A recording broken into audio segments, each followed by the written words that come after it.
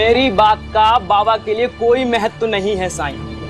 अरे महीने भर से तबीयत खराब है, लेकिन ना कोई औषधि लेंगे और ना कोई परहेज करेंगे। अरे तो कैसे ठीक होंगे ये? और अगर कुछ पूछो तो अपनी तकलीफ भी नहीं बताते हैं। अरे बड़ी मुश्किल से, बड़ी जिद करके आपके पास लेकर आया हूँ इनको। साईं, मैंने अपनी माँ तो खो दी है, लेकिन ये बाबा ही मेरे लिए सब कुछ है। अगर इन्हें कुछ हो गया ना, तो मैं अपने आप को माफ नहीं कर पाऊंगा। बेटा, मैं कुछ बोलूं?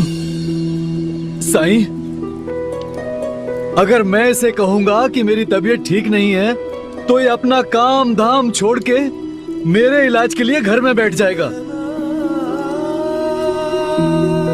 और मैं ये नहीं चाहता कि मेरे लिए ही अपना नुकसान करे। इसे समझाइए। मैं तो अपनी जिंदगी जी चुका, पर इसने अभी शुरुआत भी नहीं की। कब तक मेरी चिंता करता रहेगा? इसीलिए मैं अपनी बीमारी के बारे में इसे कुछ भी नहीं बताता। और एक बात साई, इसे कहिए कि एक अच्छी सी लड़की देख के ये अपनी शादी करे। मुझे अपना घर बहुत सूना सूना लगता है। और साईं, घर तो औरतों से ही बनता है ना? सुना ना आपने साईं, सुना ना? सारी बात कह दी, लेकिन अपनी बीमारी की बात वो टाल गए। अब साईं के पास आए हैं तो कोई बात उनसे छुपती नहीं है। पर मेरा फर्ज तो बनता है ना कि तुम्हारी शिकायत करूं। अब साईं के समझाने से शायद तुम थोड़ा समझ जाओ। इसे आप देख रहे हैं साईं? ये मेरी पत्नी की आखिरी निशानी है। वो इसे हमेशा अपने पास रखती थी ताकि अपनी बहू को दे सके, पर उसकी इच्छा अधूरी रह गई। अपने अंतिम समय में मुझे इसका दायित्व सौंपकर चली गई ताकि मैं उसकी बहू को दे दूं। तब से मैं इसे हमेशा अपने पास रखता हूं, पर यह है कि शादी का नाम ही नहीं लेता। कहता है घर में बहू आएगी तो मैं आपकी सेवा नहीं कर पाऊंगा, पर यह समझता नहीं है मेरी उम्र हो चुकी है, कब भगवान का बुलावा आ जाए। पर मैं ये चाहता हूं कि मेरी पत्नी जो अधूरा काम छोड़कर चली गई है, मैं उसे पूरा करके शांति से उसके पास चला जाऊं। कम से कम मरने के बाद ये अफसोस तो नहीं रहेगा कि मेरा बेटा अकेला है। इतना तो सुकून रहेगा कि उसकी देखभाल करने वाला कोई तो है घर में।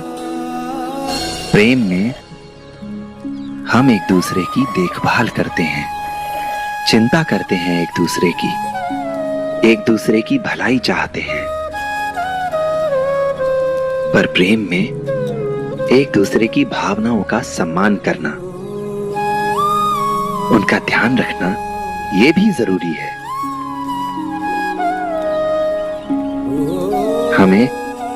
हमें एक दूसरे का पूरक होना चाहिए।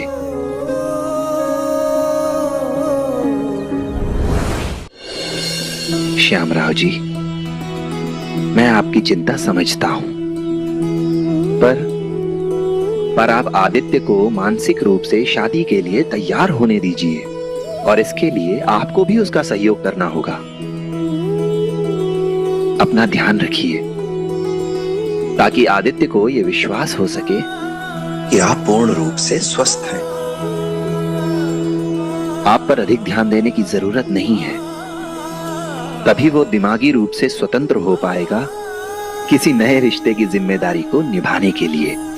सुना बाबा? और आदित्य, तुम भी ज्यादा समय मत लगाओ, खुद को तैयार करो, मानसिक रूप से मन बनाओ। सुना बेटा?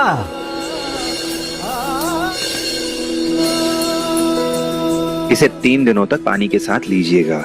मैं वादा करता हूँ अपना ख्याल रखूंगा। मैं आपसे वादा करता हूँ, अगर आप अच्छे से अपना ख्याल रखेंगे ना, तो मैं इस वर्ष अपनी शादी के बारे में जरूर सोचूंगा। देखा साईं, बीमार होना भी कभी कभी फायदेमंद होता है।